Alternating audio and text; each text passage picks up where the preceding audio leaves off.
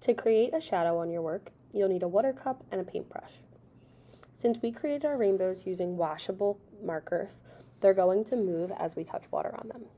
Get your brush nice and wet, and you're going to very carefully start tracing inside your work to help blend your colors together first, and then we'll move on to making your shadows.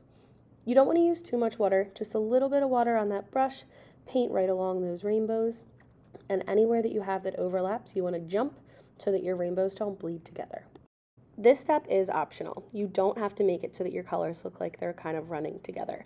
This is totally up to you. If you don't want to do this, then we'll just move on to creating the shadows with water and our black outlines. After you're finished with your color, you're going to take your paintbrush and go very carefully along the black outlines and rub water into your black and white designs. So take your brush, go along that black outline, and just rub it a little bit, and you should start to see the black from your markers pull into the water puddle that you're making on top of your black and white Sharpie designs. This is going to help make it look like there's a shadow under your work and make it look maybe like those rainbows are popping out a little bit from your black and white designs. Once your work is completely dry, we're going to go back in with a Sharpie to make those outlines pop again where we made our shadow. Very, very carefully, take your Sharpie and run along your shadow line. If you used a lot of water like I did, your black might have spread into your colors or spread really far down into your design.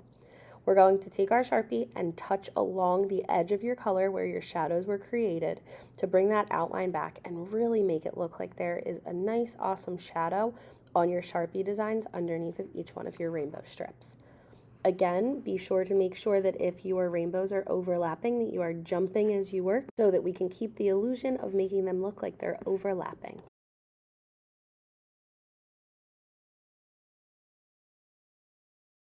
Once you're finished with your outlines, then you are ready to photograph your artwork and upload it to Artsonia.